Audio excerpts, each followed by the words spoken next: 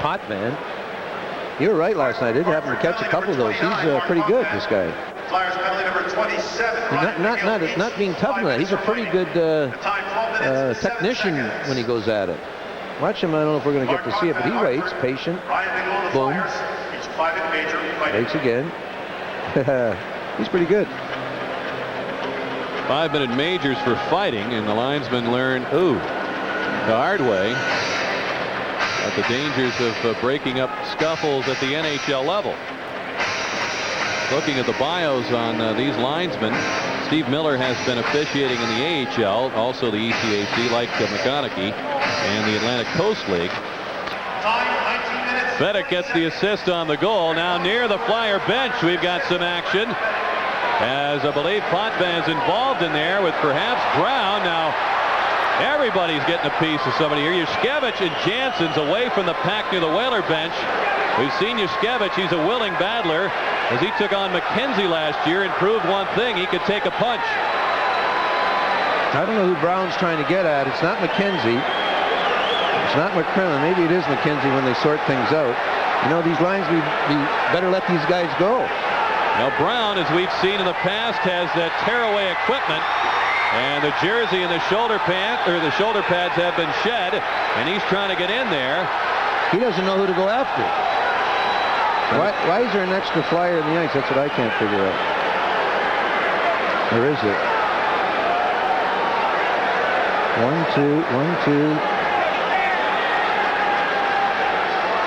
Mark Potvin, I believe, was the object of his displeasure originally. McCrimmon got in there, McKenzie, and McCrimmon did not take kindly to his treatment from the linesman involved in that, and still Yushkevich and Jansen's are waltzing now across the ice, and the linesmen turn their attention to them, and everybody grabs on here. McCrimmon has a hold of Galley, Pronger, and Brindamore.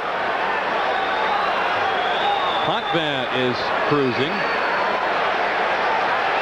and McKenzie on the scene as well. So with 10.5 seconds to go in the first period, this inexperienced officials crew, certainly at the NHL level, not in McConaughey's case in American League action, have their hands full, and it appears that everybody's called it off. The play, we were watching the play in the Whalers' end when this happened up near the bench, but it'll be an interesting call. Brown, you're right. He has tearaways. He always has had them. It helps him, I guess, in situations like that. Andy. He'd be a good halfback, I guess.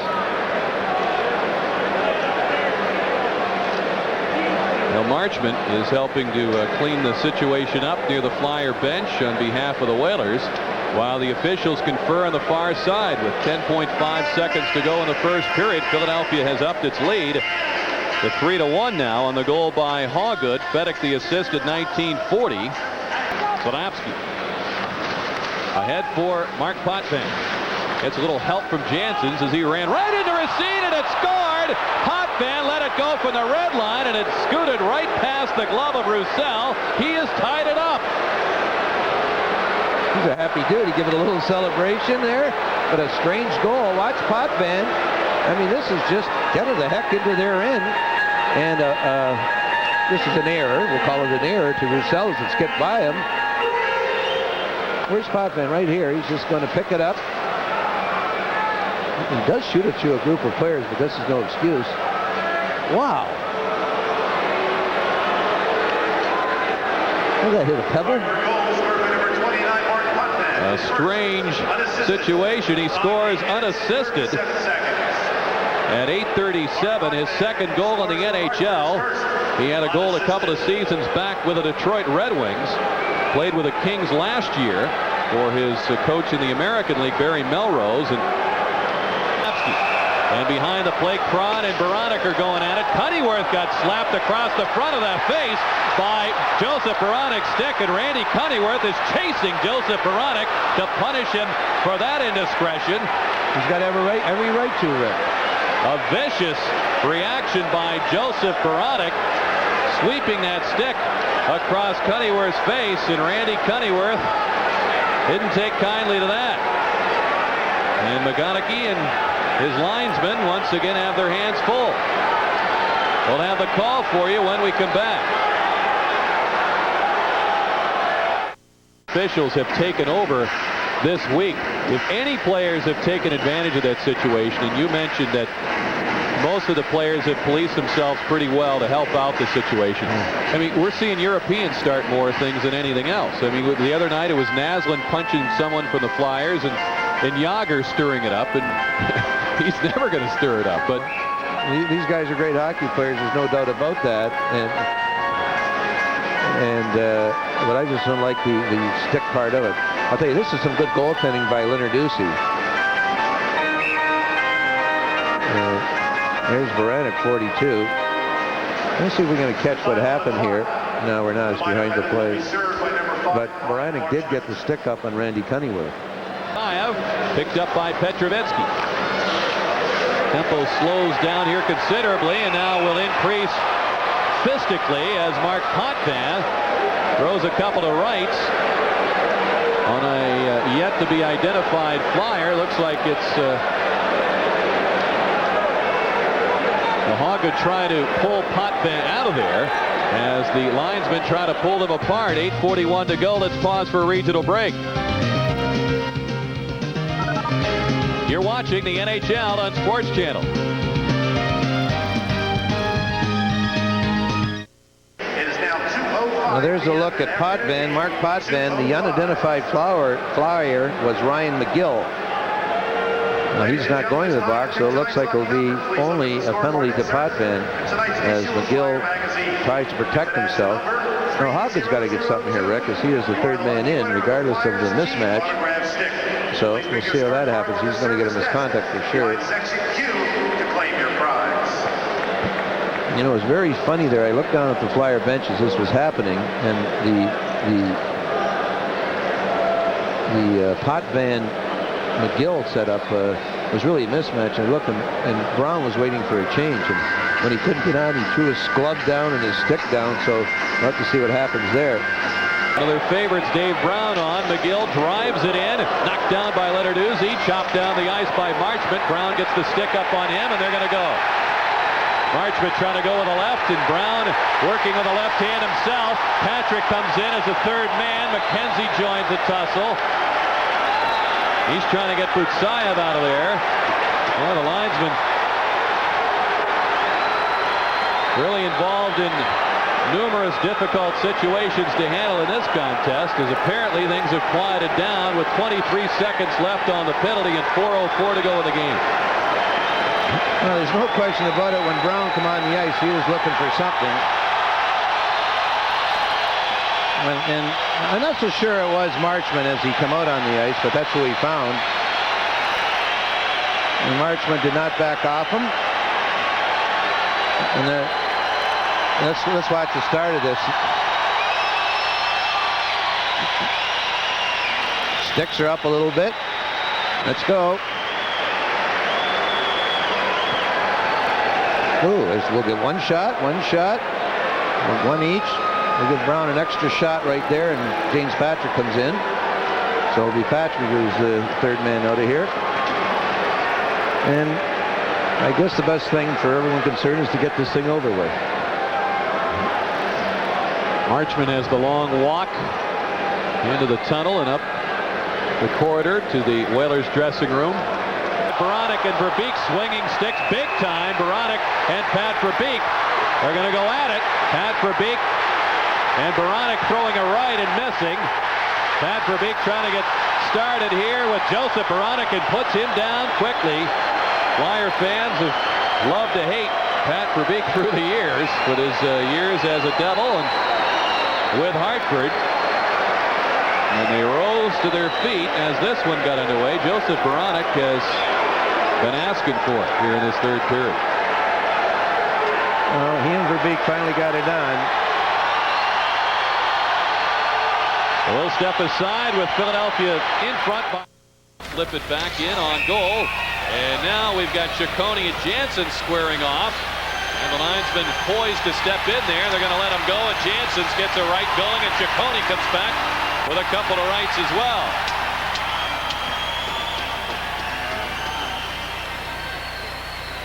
You know, many of the fights we've seen this year, right?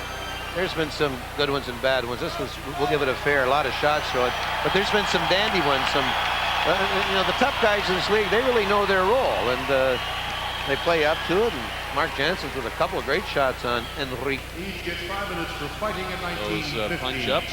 Here we are down at the bottom of your bottom left of your screen. They're sparring a little bit. They want to get set. No, they don't want the linesman here. That's it. Boom. That's 1, 2. And Enrico answers. We'll call it even. Depends where you're from, I guess. Berube. Marchment takes it. Kaminsky runs into him. Now Berube piles in. McKenzie's in there. And there's such a pile up that no one can get a punch off. These wrestlers, the linesmen, I should say, have shown great speed and quickness tonight. You know what they were doing during the strike? They were staying in shape. Well, somewhere. You know, it's the same as everything. You're not going to get the same. It's always one. There's Marchment. He's going in. This is Kaminsky, I believe, that crushes him. Berube comes in.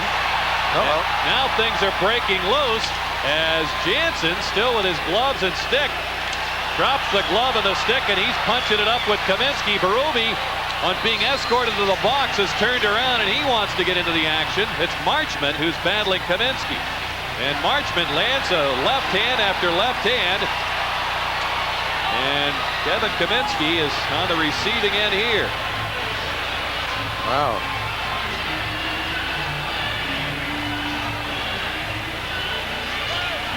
On the other side of the ice, something's trying us. This is O'Curran and Jim McKenzie. Jim McKenzie. If I was Jim McKenzie, I wouldn't bother with this. Just get some rest.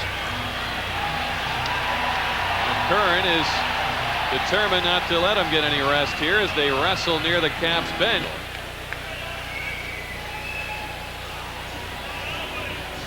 There's Kaminsky with his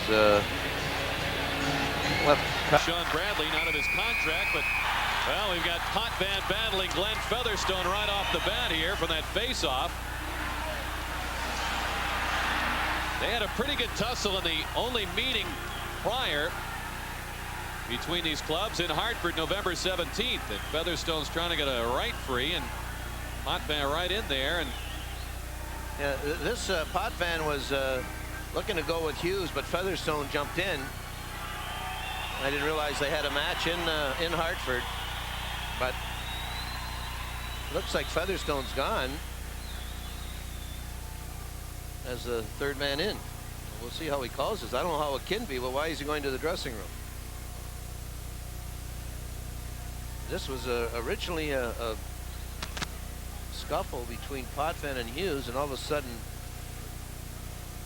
Featherstone wrists it into the chest of Blue. He knocks it down. Has plenty of time to play it. David Shaw moves it to Brent Hughes. Shaw was taken down on the hit by Jansen's behind the net. McGill back for the puck. Now Shaw inviting Jansen's to dance. Well behind the play. It looks like it's going to happen.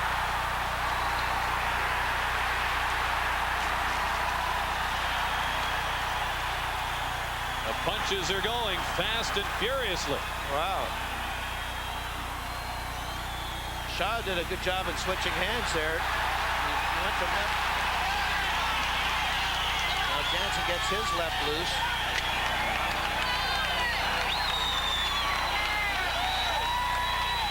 This was way behind the play. This started with a collision, a hit by Jansen's on David Shaw.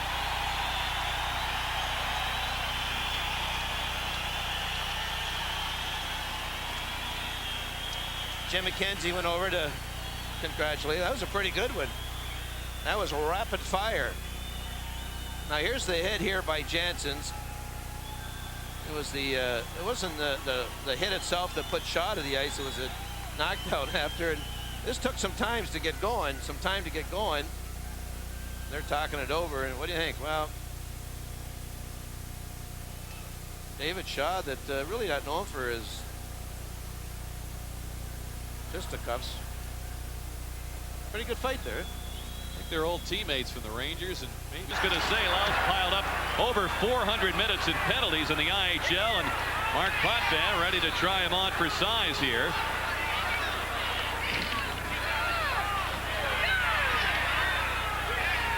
I was wondering who was going to do the fighting for the Panthers if it was to happen, and it certainly is Paul Louse in this situation. Ooh, a good shot by Mark Potvin. He has a distant cousin in the building tonight. Dennis Potvin, the Hall of Fame Islander defenseman, who's doing color on the radio broadcast for the Panthers. Let's pause for a regional break. Out in front, the Crownie's open, and he missed the top corner. Now as Sanderson gets the rebound, we've got Marchment battling away out near the blue line. We can't tell who he's fighting at this point. Might be Scott Levens. And it's a wild punch up here. And the linesmen are going to let him go for a little bit more, apparently. And Marchment with a pretty good finish to that one. Yeah, that was everything the first tussle wasn't. I think that is Levens. I'll tell you, they're both game, whoever it is. That was pretty good. Well, the crowd enjoyed that. We'll step out midway through the first with the Panthers in 2 minutes for fighting. Now here's the last one right here. As Levens throws and misses and point.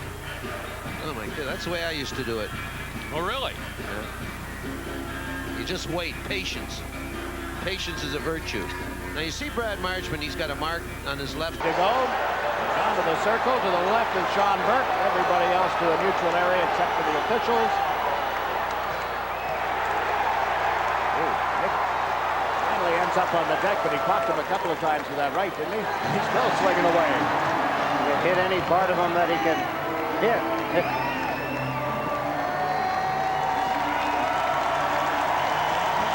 Well, Nick Dakota heads to the penalty box with his 13th major penalty for fighting in the 93-94 season. Mark Potvin, as he heads to the penalty box as well. He leads the Hartford Whalers in penalty minutes with 129. Well, it's the month of December, having turned to January. Mark Howe got over to break it up. Delayed offside on the Whalers now. Now we've got a battle starting now. Karkner and Mark Potvin.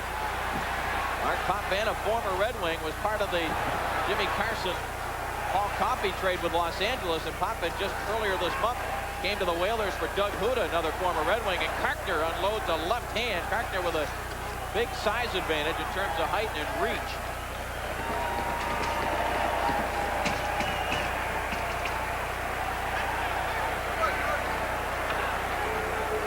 Mark Potvin and Terry Karkner will go off at 12:35, 12:25 make that of the first period. Take a look at how that started. Here was Karkner, and there's the hit. Now this is on a delayed offside, so Potvin knew he could get a free run, and Potvin says, let's go.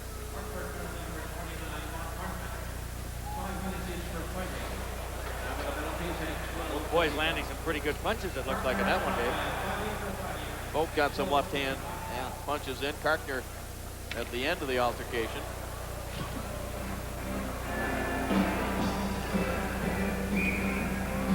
Up to center ice. It's tipped over to Yari Curry. This line stays on. Now we've got Druce in a scrap with Mark Potvin right in front of the King bench. Mark Potvin and John Druce. And Potvin pulls Druce's jersey up over his head, and the linesmen are going to come in and break it up. So ex-King Mark Potvin gets into a scrap with John Druce, and they'll go to the penalty box.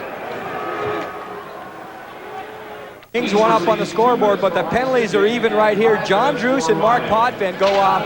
Each player gets 2 minutes for high sticking, 5 minutes for fighting. You see, that's not unusual for Potvin. He leads the Whalers in penalty minutes so far this season. John Druce, certainly not unusual for him. He'll stick up for himself. And Gets wrapped up behind the net and gets knocked down here by Anna Chittick. Now look out in front of the net. We've got, what we got here? We've got Huda in a scrap with Mark Potvin. So Mark Potvin, the former King, coming back and gets in a couple of scraps. both of those players traded for each other. Doug Huda coming from Hartford to LA, and Potvin going the other way. And that was certainly away from the play. It happened in front of the net, but at the time the puck was behind the goal. Now we have a little talk going on, but both players seem to be separated. Mark Potvin we showed you earlier, leads the Whalers in penalty minutes. Only 2:09 remaining in the second period here, so both players will go directly to the dressing room. We'll try to take a look and see how it started. Right of your screen, yeah, it's Potvin and Huda, a slash, a cross-check back and forth. Before you know it, the gloves are off. I don't think any punch has really landed by any of the players. More of a wrestling match. You see the linesmen come in, clear out the sticks. Potvin ends up on top of Huda, but no damage done. Looks like 5 minutes each for fighting for both players. Potvin spent 4 years at Bowling Green University. He was a teammate of Rob Blake there, and you see him going to the dressing room. Doug Huda coming over. That trade was completed on November 3rd of 19. Play, and the net dislodged. Burke shoves. Neely throws a right at Burke. Well, we'll have some penalties here. Well, Sean Burke throughout his career has always been a dude with an attitude. And Cam Neely that time was driving hard to the net and was carried into Burke by a Hartford West. Here's the centering pass. Never got there, but right there Pronger has taken Neely right into Burke. And then Burke decides to get the stick up, and Cam says, "Get out of my face." There's Pronger over there kind of whacking away at the side. Trying to get the backhand away. Does save off Wesley. He thought he jammed it in. No. And he is being belted and retaliating. Pronger pounding Wesley, who is down. Wesley didn't jam first with Pronger, but Pronger suddenly picked him off and pounded him down. Well, as we mentioned earlier, Pronger is growing into his role of being an enforcer back there, as well as a guy with a lot of skills. Wesley had every right to keep digging at this puck. Burke made the initial stop, and Wesley came right to... Wesley has every right to poke at it. But Verbeek, as is always the case, Patty very aggressive, gets the glove up, and look at Pronger step in.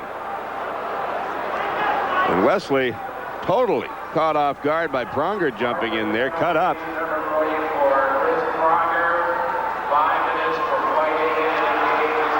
See the puck sit there? Wesley had every right to go after that puck, and Verbeek started it all by throwing the punch, and then here comes Pronger. Pronger, third man in on this, as Wesley hardly had an altercation going with Verbeek, more than a wrestling match. But Pronger, well, bloodied but unbowed is Glenn Wesley, being tended to by trainer Don Del Negro. It's still trying to sort out the penalty minutes and the whys and wherefores. Pronger looks like he pulled Wesley's helmet down. Oh, he caught him flush on the forehead right under the helmet. Caught him flush. Now Wesley was into it with Pat Verbeek by that time. Pronger just came out of nowhere. He's in the box. And ahead for Cuddyworth. Now we're going to have DeBrusk and Potvin go at it behind the play. And Potvin, who's had that left hand well rested, looking to get it back into extensive use here. It's Louis DeBrusk.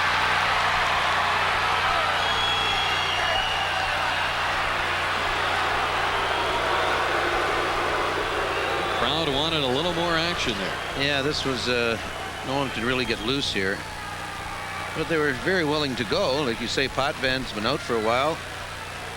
Here's the collision along the boards, the invitation, the dropping of the gloves and the sticks, and away they go. I think there might have been one punch early here by Potvin right there. And then DeBrusk gets loose with a couple, and it's all over, and they go to the box for 5 minutes. And that's all. Mark Potvin. Leg pad on it.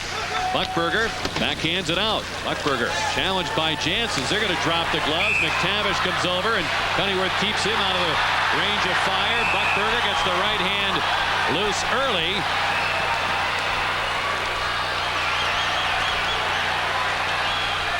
As they continue to battle away, and Janssens with some pretty good shots in close. Well, Buckberger will go over the 140 mark. I think he's got a minor, so he's going to go by DeBrusk in this penalty race for the Oilers. But these two guys were willing participants. Once they collided over there, two pretty hard-nosed players. Let's watch it, how it started. Let's see as the pretty good. Oh, a little slash there, but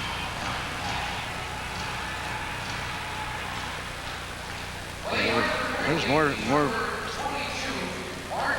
punches thrown there than there was in the first bout. Fighting majors once again for Janssens and Buckberg. I don't think I've seen a player that can make that cut to his forehand. It's round 2. Mark Potvin and Louis DeBrusk.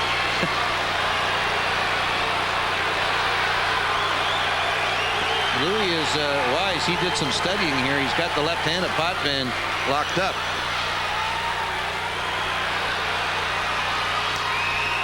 And Mark scoring with a right.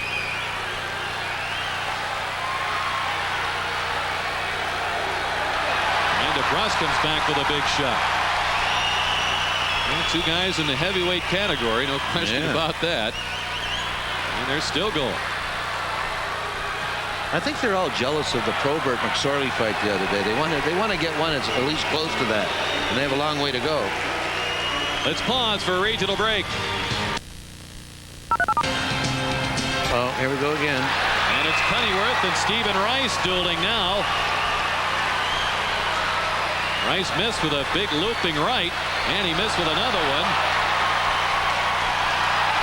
And Rice connects with a couple to there.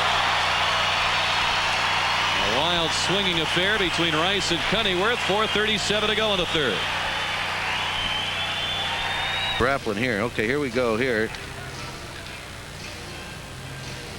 Oh, there's the fake, and of course Rice was about 5 feet wild.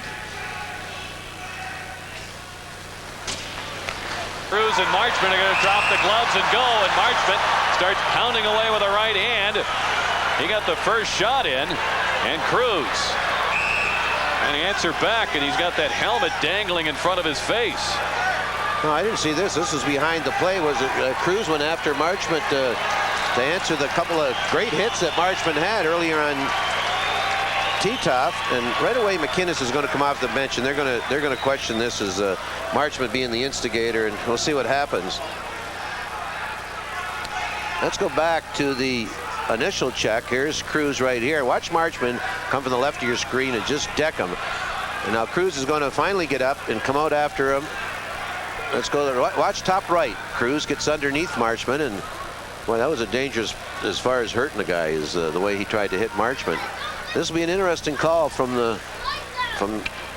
Mick Magoo here as far as the start of that fight goes, and concerning that puck, and they do. Frankel now out in front. We've got Marchment and Cruz ready for another round. Marchment's had the upper hand in every confrontation so far tonight. Body checking, and from a punching standpoint, let's see what happens here. They're having a tough time getting loose. Oh, a looping right here from Marchment. Oh, an uppercut.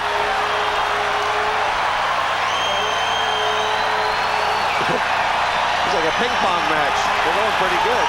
And the linesmen move in there. Not quite as long as McSorley and Probert, but they'll go back to the penalty boxes. 3-1 Calgary here in the third.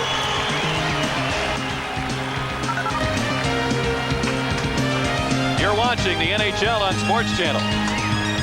Paul Cruz up top, and here's some of the.